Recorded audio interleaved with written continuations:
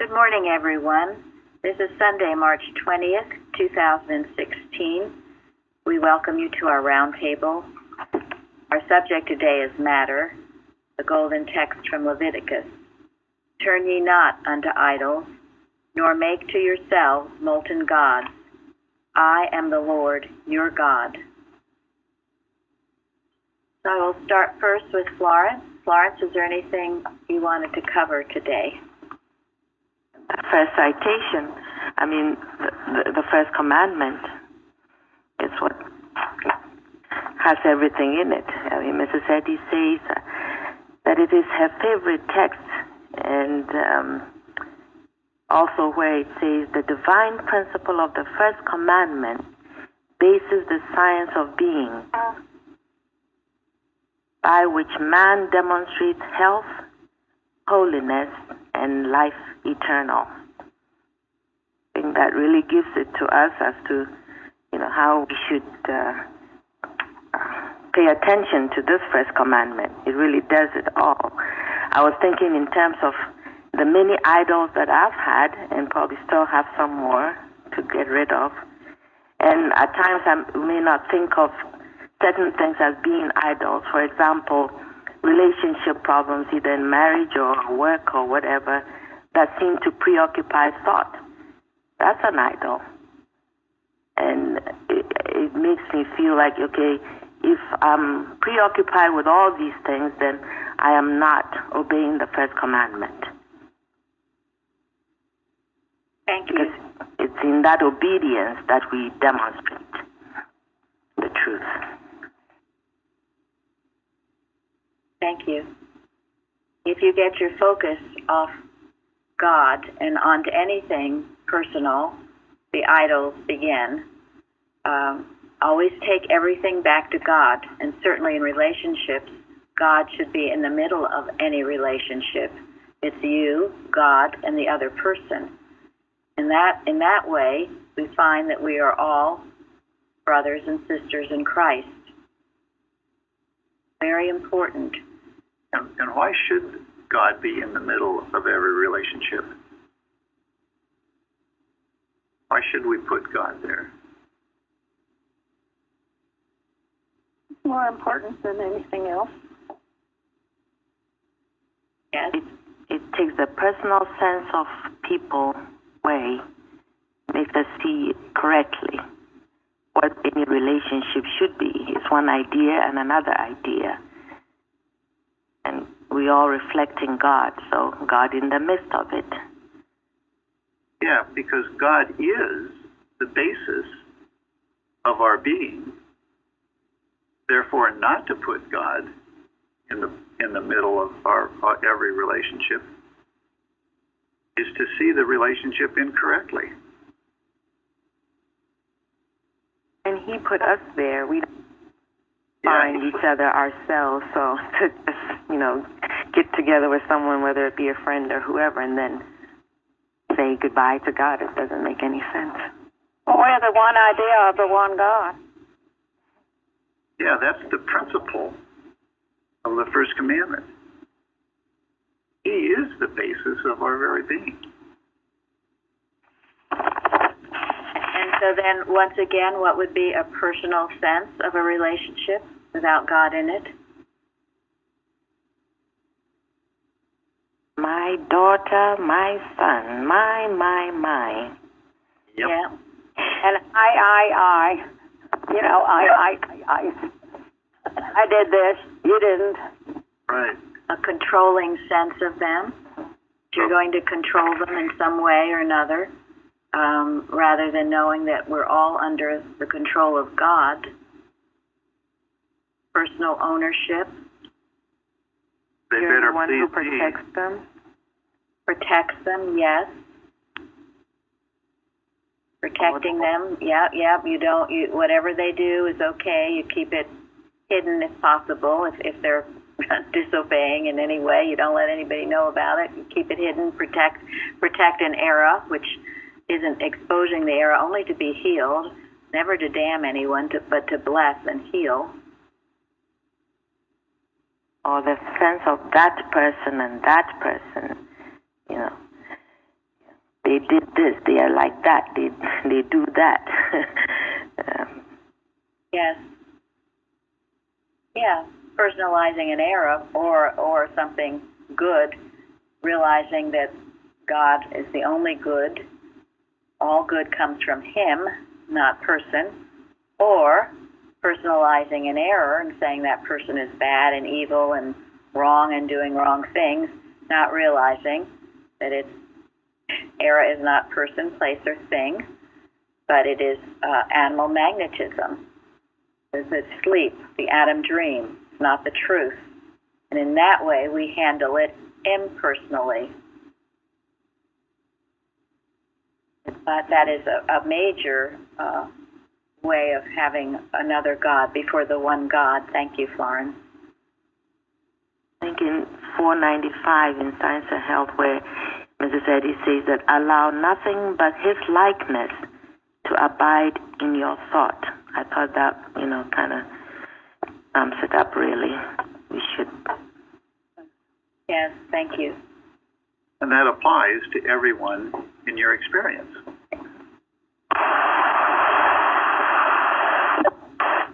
Getting some static.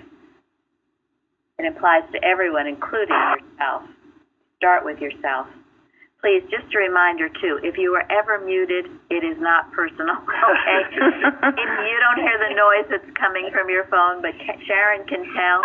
So don't take it personally. Just realize there's some kind of noise coming through. We have to mute you. When you're ready to say something, unmute yourself again. You're welcome. This is not a personal thing at all. So. Yeah, because this stuff will stay online for many years.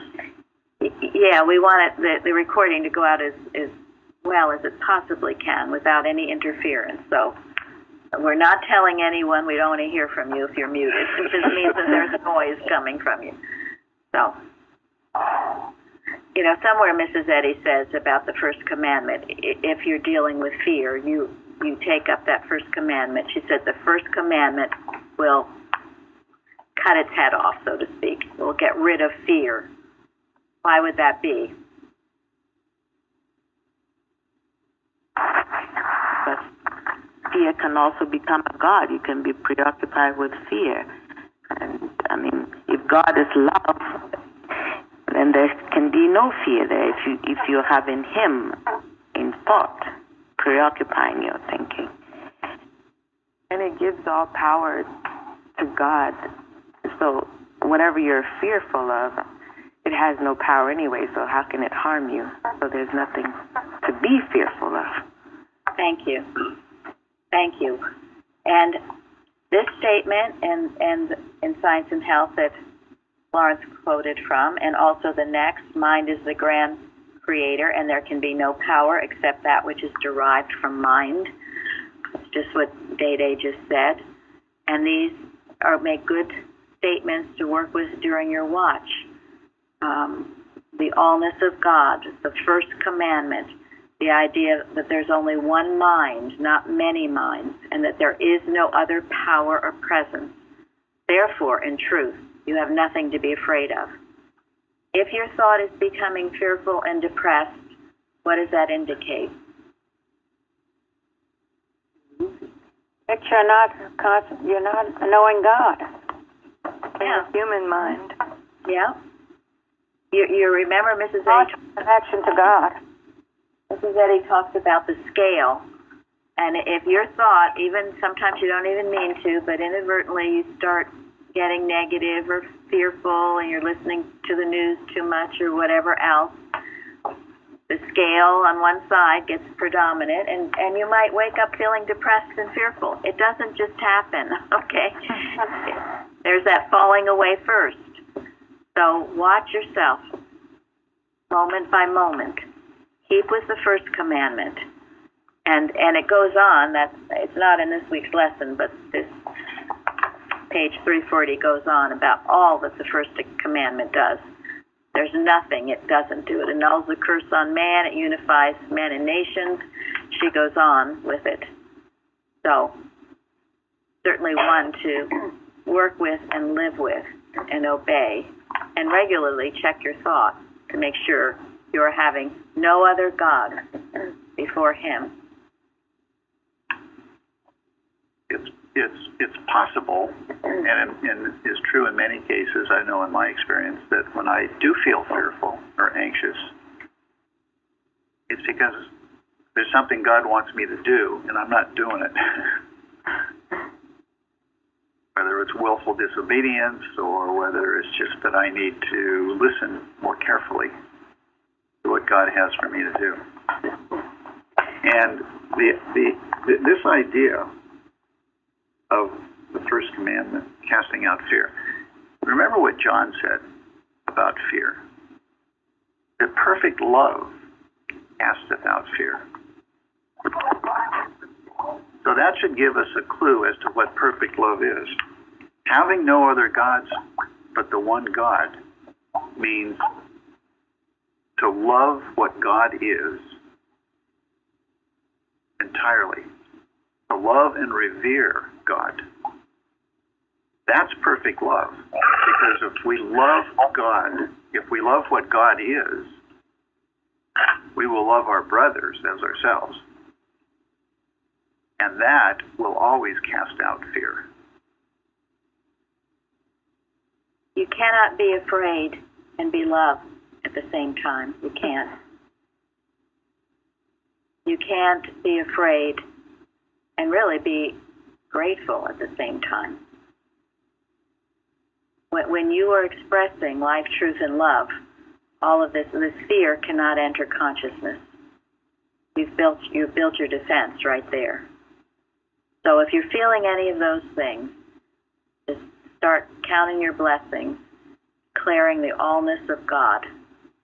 First commandment. One thing I want to get into, because this lesson goes into it, is Materia Medica.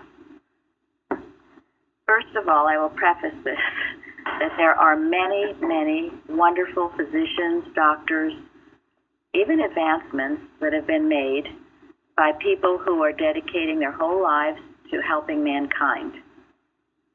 Okay? There's no question about that. And Mrs. Eddy has said that we love everyone, physicians, every religion, all people, everywhere. We're based on love. However, there are beliefs of Materia Medica that need to be handled and taken up vigorously. You cannot turn on the television today, and many of you wisely don't, but if you do, the aggressive promotion of drugs is frankly unbelievable. They're just, and not just, aspirin, but serious drugs to answer, supposedly an answer to every physical condition. It is a form of hypnotism and mesmerism to keep being bombarded with these things.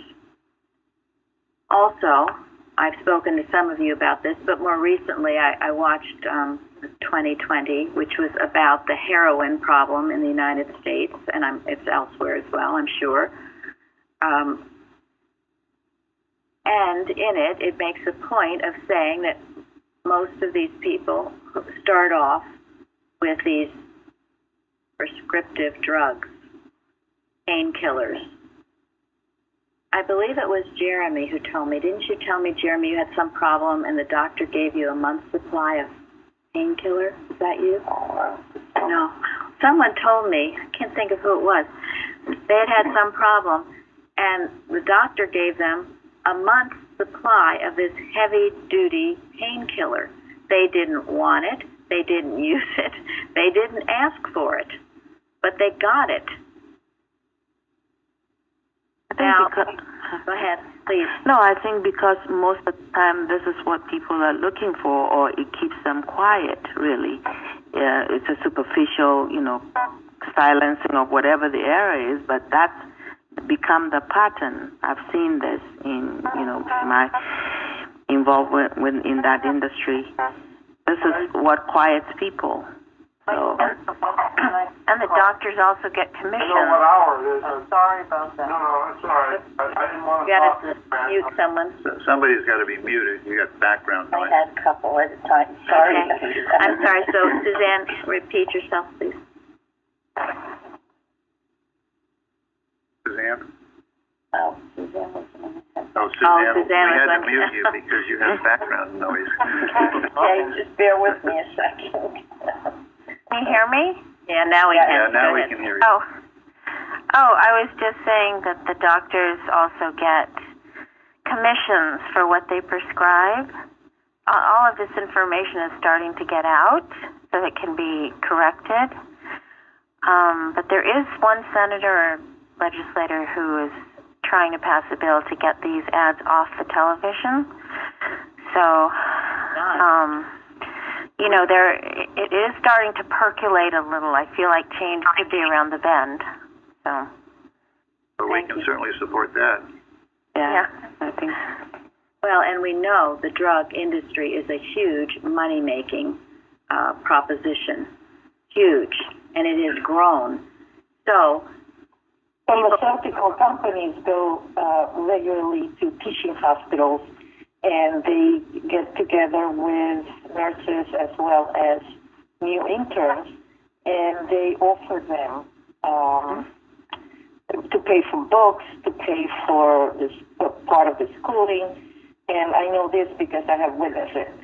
So they are very powerful, yes, and they are very aggressive when they come to offering, you push this for me and I'll do this for you. Whether it's perks like dinner, books, paying for the college, and it's very tempting to these new doctors coming up because they usually the loans, the student loans are very, very high. So it is a very tempting proposition for them, and they don't see any harm in it because they figure, well, this drug is good, so I'll be helping my patients. And that's the kind of rationale that goes on. thank you, Pilar. Mm-hmm. So, yeah, so... And yet, some of these drugs are highly addictive. Highly addictive. You start out with a painkiller, then you no longer can afford the painkiller, so you get on to heroin, which, Elizabeth, would you speak to that? Is she here? Yeah, I'm here. Okay. Tell us about your high school and other things. Yes, well, where we live, there's been a 4,000% increase in heroin deaths over the past 4 years in north of Atlanta. And particularly our high school, there have been like 8 maybe. And we haven't heard about it so much because it happens after kids graduate, I guess when they're in their 20s. And it's just starting to come out, and it's just a huge thing. And the thing is, it's an inexpensive drug, and they lace it with something very, can't remember the name of it, something that is just awfully addictive to make it more addictive. And the belief is that it's so hard to get off of, it's almost impossible. Thank you. And believe me, that is the intention. Someone's making a lot of money on all of this. And we know about the drug cartels coming up from Mexico and probably other places. Here too. Here too, and also New Hampshire. I mean, a lot of this, New Hampshire is supposed to be one of the states with the most problems, and that is and was Mrs. Eddy's state, a state she loved, New Hampshire. Oh, where she was born, the hills, all of that. And it's just absolutely similar to what Elizabeth just said about Atlanta. And these dear people who get addicted and can't get off and end up not on this earth. And many of them just really children. They're not quite children. Some of them are, perhaps, and certainly some are very teenage or young adults. The ones that were on this program I watched, I mean, one was this very young guy with a beautiful 2-year-old child and wife who was also addicted. And he ended up on rehab, and he still overdosed and died. And the second one, couple, beautiful little baby girl, and they both ended up in jail. Tragic. and it is our work to annul this vicious lie. Thursday, we had a watch. From Watches, Prayers, and Arguments, 2 paragraphs. They were from page 110 and 111. Now, I'm very familiar with Watches, Prayers, and Arguments, but I tell you, the other day when I saw this watch, which is entitled Materia Medica, I don't know whether I'd ever seen it before. I would suggest that all of us work with it daily. 2 of the paragraphs were in Thursday Night Watch, and the other one is a little longer, but I'm going to read it. It says, Materia Medica cannot hide under the guise of hygiene, witchcraft, magic, spiritualism, mind cure, faith cure, or any other subtle form of carnality, for to be carnally minded is death. Man, I, cannot be bewitched or mesmerized by alluring or high-sounding phrases of methods, nor by any personality, individual or collective, which substitutes matter and materia medica for the healing power of truth, Christ. The nothingness and importance of materia medica is demonstrated through divine science by its loyal students who reflect divine intelligence, which destroys any claim of intelligence not in God, good, divine mind.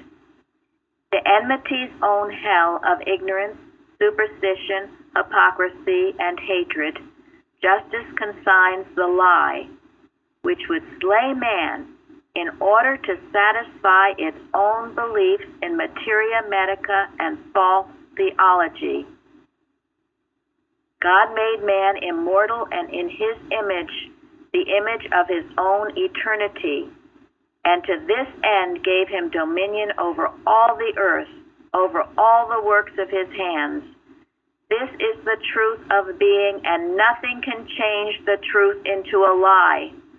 Nothing can wrest man out of the Father's hand, for it is he who hath made us, and not we ourselves, and hath given us life everlasting. Therefore, health, harmony, and immortality are the everlasting facts of being.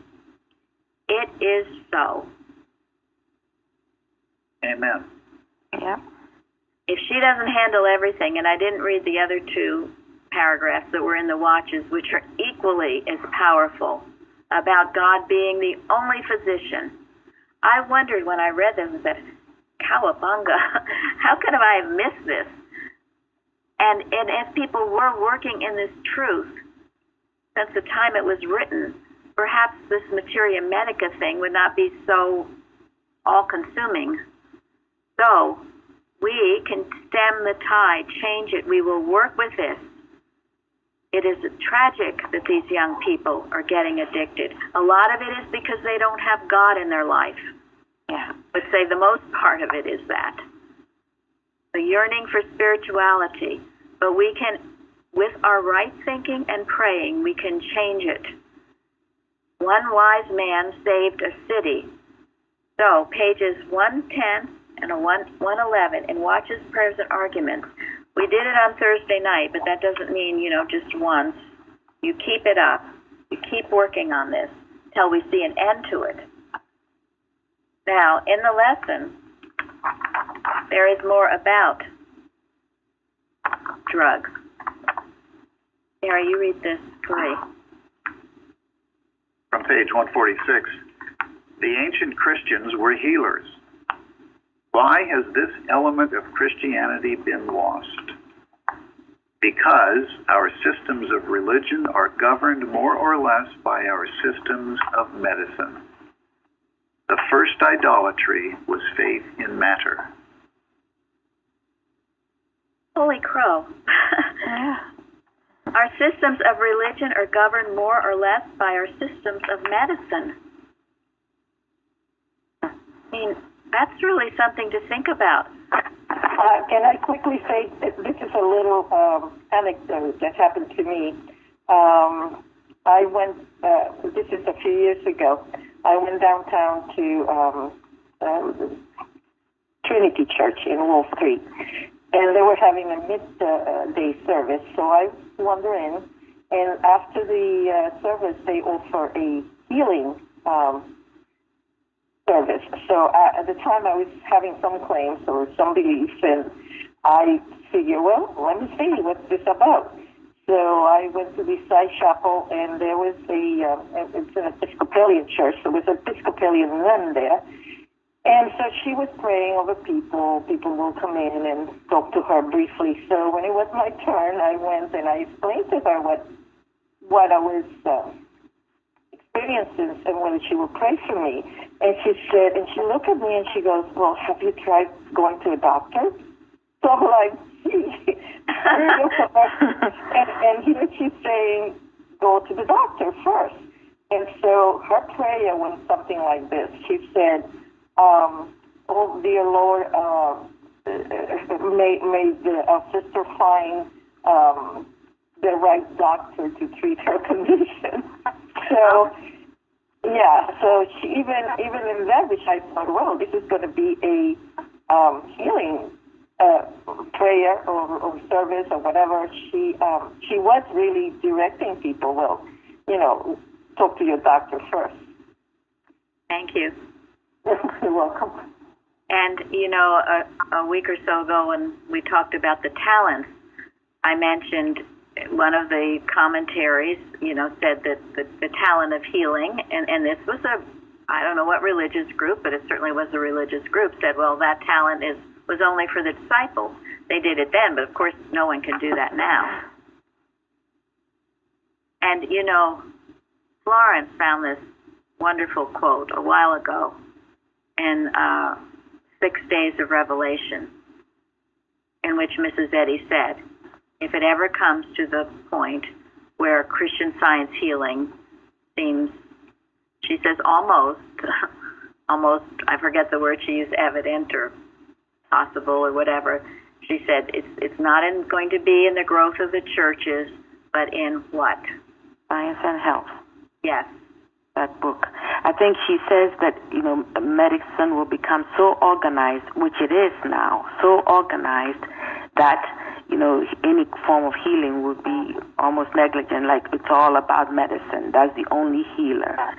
So when that time comes is when this book needs to get out to mankind. Yes. We must do whatever we can. Thank you. And that's why the world is ready for Christian Science. Thank you, Fairly. That puts a positive note to it. Absolutely. Absolutely. And we are like just a light cutting through this darkness and experiencing the true healing that Christ Jesus intended and Mrs. Eddy intended, which is not waving a magic wand and just going to the doctor when you're sick, or it's just calling a practitioner when you're sick. But it's a transformation of life. It's seeking God and His kingdom and righteousness and having all these things added unto you. That is real science healing, and it still takes place if you're willing enough to be devoted to it, not superficially. If you're willing to follow the first commandment, yes, and what it really means. Yeah. The divine principle. I mean, it says, I read, I think it was Bill Young, he says that you must use the principle in order to prove it. Or that we give in the principle, so we have to use it, as we've said before in other sessions. Thank you. Yes, it must be used and obeyed. It has to be. It can't just be lip service. And if you're just going to give it lip service, go somewhere else, for heaven's sakes. Don't waste your time. It's dangerous, actually. If you're going to speak it and not live it, that is, we talked about yesterday, extremely hypocritical. You've got to live it. You have to. And if you don't want to, be honest and take your drugs. Do whatever you want. This requires much, but it is the pearl of great price. And whatever is the pearl of great price deserves giving it our whole mind, soul, heart, body, everything. Working for it and earning it. Yes. Mm-hmm. And you will experience the fruits, but it shouldn't be why you're doing it. You should do it because you love God You want to know him. You don't love him because you don't know him. So you want to know him with all your heart, soul, mind. That's the motivation. You know, go ahead, Mike. Many hospitals, whether there's money interchanged or not, but they do have a religious name to them, like St. Mary's or whatever. Sure. But yeah. Some of them are even owned by the Catholic Church. Yeah. And there's one called Mercy. Mm-hmm. I mean, the thought behind it is good. Yeah. Yeah, I mean... But to have a place where people can go and get comfort is a good thing. It's the systems of medicine that pervert it that are wrong. That's what we're dealing with. Yeah, again, it is always the systems, the animal magnetism, not the people. The system is corrupt and it's built on greed. Those people know how better they would. That's true. Yeah, exactly. It's built on giving, like Mary said in the beginning, many of these physicians help people because many of them actually, they went into the industry for that purpose to help people as much as they can. The majority of them are just corrupt and driven by greed. Horrible, horrible greed. Because one example is a young man, can't say his name, his last name is Indian, but he's very much American. He bought a drug company here that is helping people with HIV epidemic. But the drug costs, like we all know, people who are suffering these diseases are mostly people with low income. And the drug costs almost nothing, but very, very helpful to this population. But this, because he went into the industry, not to help these people, but to make living out of it. He bought the company and he hiked up the price by 5,000 times. Drug costs about $70, but he wants to sell the drug up to almost more than $1,000 a pill. Now, because greed came into him and he was exposed, right now he's in jail because his greediness exposed him. They found out that he was a fraud. They found out what he has done in the past, and they got him arrested and put him in jail where he belongs. So that's what happened with this industry, and they shouldn't be trusted. So. The drug industry, yes. Yeah, I think the motive has become more acquiring money and all that instead of probably the initial thing of comfort for people, really helping people. It's just changed largely. Yes. Sure. We have a new movement now that is called herbs, many people are under this, and maybe they are hiding under the mask of good medicines, herbs, natural, and they say that those are herbs that are good for you, and there's a big herbal movement going on. Yeah. And we can find even in drugstores. The other day I found something that had olive oil it never does for past drugs, we go back to before Mrs. Eddy, and they have olive oil for your ears, to get out the wax, and all kinds of things that are, so-called natural medicines. It's under the mask of natural medicine. Now, didn't the Bible say that the leaves were for the healing of the nations? Uh-huh. Yeah. Yeah. That didn't mean olive oil. Yeah, but that doesn't mean olive oil. This is the nature of the human mind. That's it. It goes from one thing to the next. Mm-hmm. It's like what Miss Sadie refers to the latest, the latest fashion from Paris. Everybody rushes out to get it. Yes.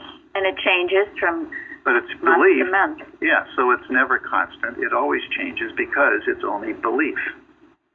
You know, I read where Mrs. Eddy, drugs had no effect on her. Why? Believe in them. No, believe in it. No faith, not a drop of faith in any of that material stuff. And I know for myself, and with other people too, if they ever take anything, nothing happens. You know, if you don't believe in it, a lot of it is the placebo effect. It is. Now it's gotten so almighty that just as I read in this Watches, Prayers, and Arguments, where people are worshiping all the high-sounding names for all the different diseases and the names of the different drugs. I can't even pronounce half the names. And all the doctors, and they worship them, and they give them all this power, and they wield all this power in belief.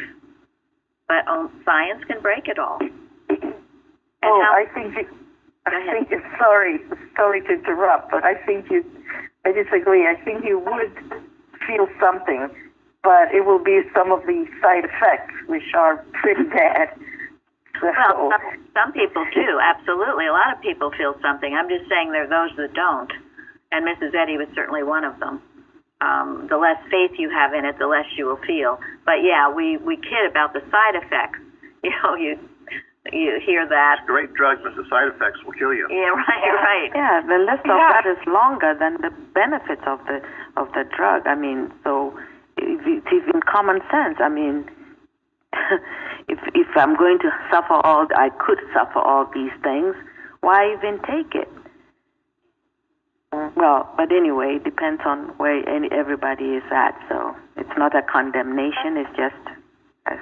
No, it isn't a condemnation at all. No, and as Mary said, science is the true healer. But that's why the importance of learning the science as much and as deeply as we can. Because if you take science superficially, the letter without the spirit, it's not going to work for you. And if you try to do that and not take medicine or not, go get treatment, you're going to end up in nowhere. You've got to do your highest right. Yes. You've got to follow your highest right. And in our church, there is no condemnation. If you have to take something or even have an operation or whatever you need to do, you do the best you can under the circumstances. And in the meantime, practitioners here do not forsake you. God is the answer. All of these other things are what we call just bandages, which means it's a temporary step. But the real healing has to take place, the healing of your thought, your being, your everything, your transformation from living a life in the human mind and the Adam dream to rising up above that and living your life knowing God is your life, a life in and of God. I just want to ask something. I think science can work for us and everybody else if we have complete faith in it. Not just being a member of the Christian Science Church or read the Bible and Science and Health, but if you have absolute faith in it, it works for you, and that also includes healing. But when you don't, it doesn't matter how much you read about it, it's not going to work for you. But why I was saying this, why I'm saying this is because of the example in the Bible. Jesus has been with his disciples for a very long time. Yet they couldn't heal anybody. They couldn't help anybody. And people brought cases to them at that point. They couldn't heal those people or help them. And then the same people went to Jesus, and Jesus healed them. Then his disciples came back to him and asked him, why couldn't we heal these people? His answer was, they were having little faith in what he was doing. Even though they've been following him around, but yet they still couldn't believe what he was doing. He wasn't thinking in there, but they were following him blindly. But a time came when it was their turn to do it. He wasn't there anymore. I mean, physically he wasn't there, but he was still with them like he promised. it was a different case. So Christian Science works for people who have absolute faith in it. If you don't, just a waste of time. And of course, the disciples saw and witnessed the resurrection, and that changed them dramatically. And as we've talked about, there have been plenty of incredible healings that have gone on, and yet people still don't get it or express an interest in it or anything else. So when people say, well, how come there aren't all these wonderful healings now? There have been, and there still are. Do you believe in them or not? Or are you just always going to see the hole in the donut? The negativity of the human mind. And another example was the man, I don't know his position, but Bible says he was a very high position in the city, who came to Jesus. He hasn't come to, it was his first time when he came to him, and he told Jesus that one of his servants, the centurion, thank you, was sick. And he was miles away. But this man has faith like nobody else. And he told Jesus, just say a word, it will be okay for me. And I think Jesus said that he hasn't seen anybody with such a faith. Yeah, I have not seen such great faith in Israel. You know, a few Wednesdays ago, I think it was Day, her readings were on faith. They were beautiful, and she read many of the healings in the New Testament based on faith. And Science and Health, prose works corresponded. So, how do you get faith? You get it, again, by living it, by turning to God, by trusting God, by acknowledging His power and presence in your life and being grateful for it instead of ignoring it. Okay, Gary wanted to talk about this citation, right? No, this citation. Go ahead. Oh, citation 5, yes. We bow down to matter and entertain finite thoughts of God like the pagan idolater. Mortals are inclined to fear and to obey what they consider a material body more than they do a spiritual God. All material knowledge, like the original tree of knowledge, multiplies their pains. For mortal illusions would rob God, slay man, and meanwhile would spread their table with cannibal tidbits and give thanks.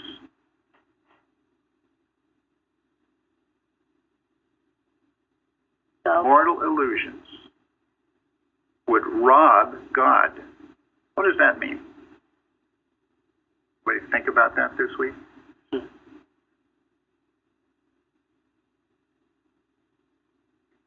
Rob God of his rightful glory, of honor for his good done, or even keep people from going to and receiving his blessing. Yeah, I was looking at the word illusion. Based on my understanding, illusion, I believe, is false appearance of things.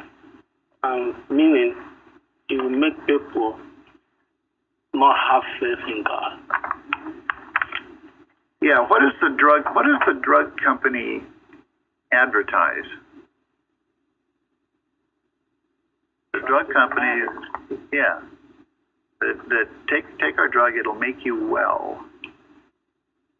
What makes you well? God. So these mortal illusions are trying to take credit for what God does. I like to think of God, the supremacy of God, meaning the onlyness.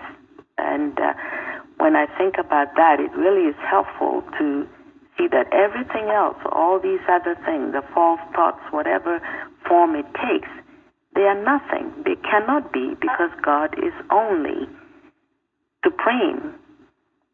I think this speaks to this. They're trying to become something other than the supremacy, but it cannot be. Yeah. Thank you. They want to take credit for what God does.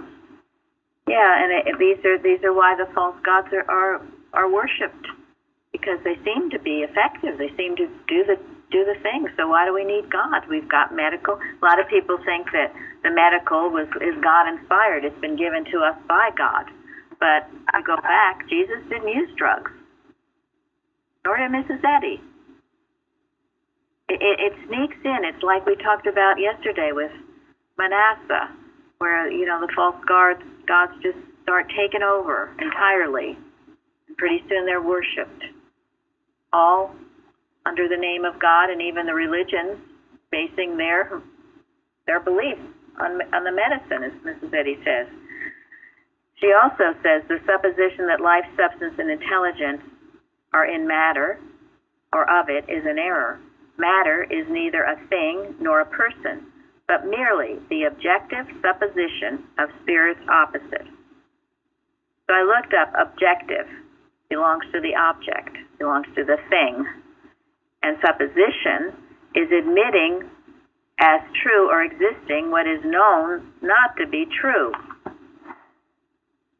So, and we have spent, one of Gary's favorite topics is Einstein, proving the unreality of matter. It appears to be, but isn't. It's the objective supposition of spirit's opposite. So don't be impressed with it. Mrs. Eddy said, you take away life, truth, intelligence, and substance away from matter, and you can have whatever's left to it. So I like to think of it that way. In other words, it's powerless to do anything. And the better that you think, the more rightly you think with God, the better your experience will be. And that includes what appears to be your human body, your home, your relationships. Everything will grow better. They just will, because it's your thinking that matters. You receive what you believe, as they say. That's because the divine mind made all and governs all. That's the reason why your thinking matters. Because your thinking is your connection with that divine mind when you're thinking correctly, or lack of connection when you're thinking incorrectly. And whatever you perceive as matter exists. We translate it. Martha Wilcox says a lot. You translate it back into spirit. It exists as a divine idea. So see it that way. Mrs. Eddy says about rocks and flowers are hieroglyphs, and she lists all the beautiful things in God's creation as God's creation. Even though they appear to us right now, we look through a glass darkly, they appear as matter. She also says, and I love this, the physical universe expresses the conscious and unconscious thoughts of mortals. Physical force and mortal mind are one. So, when we see a bunch of hullabaloo, what are we seeing? In states of human mind. Right. What we're believing. We're saying mortal beliefs objectified. Now, this isn't to put down what we experience around us. This isn't to put down the flowers and the sunshine and the useful things, or our own body, for that matter, but rather to recognize that there's no life, truth, substance, or intelligence in a material thing, but rather the substance of everything in our experience is the spiritual idea behind it that governs it. I think it rather elevates it. When Mrs. Eddy speaks about Arctic regions and sunny tropics, winged willows and festive flowers, she says it all points to mind, to the spiritual intelligence they reflect. Absolutely. Exactly. And people say, even your human body, it's a wonderment, all that it does. And, there's no explanation for it. It has to be God's idea. And if you're knowing that is your body is the temple of the living God, all your organs function because God functions them. It's all under God's control. Your life is in God. Lead your life like that. Don't be reading the medical books and punching and poking yourself and thinking about all your anatomy. It's worse than useless. Another thing I was going to say is, many people are making tell people about, giving yourself to God. Loving Him more than they would love drugs. A lot of people seems to be afraid that something will happen to them if they forsake drugs, if they forsake their doctors, if they give everything to God, which is complete opposite. God will never forsake anybody who comes to Him. But that's the fear out there. It's a very, very horrible fear that's holding people back. Well, there again, that's the scale, and that's because they've spent most of their time thinking about drugs and the power of drugs rather than thinking about God and the power of God. And as we had a beautiful testimony a week or so ago, someone who had been on drugs, but it falls off naturally. As you learn more of God, let it just fall off naturally, not forced or make yourself do it when you're scared to death. It just drops away. It's no part of you. Mrs. Eddy even advises that. She says to emerge gently from matter to spirit. So, well, our bell is ringing, and I'd like to conclude today with Kimball on 126 of his book, Teaching and Addresses. The law of God is the only law that exists. Declare against any power of evil being ordained for you. Release your own career, routine, and destiny from any and all entanglements of evil's law. If pressed into the corner of adversity and you do not know which way to turn, go on. Utter God's word. Declare it faithfully, knowing that it cannot return unto itself void. The coming of deliverance is an inevitable event, even if it seems delayed. For right thought must externalize itself. That's beautiful. Thank you all. We'll go ahead for a wonderful, dynamic service that goes out to bless the world. Thank you. Thank you. Thank you. You're welcome.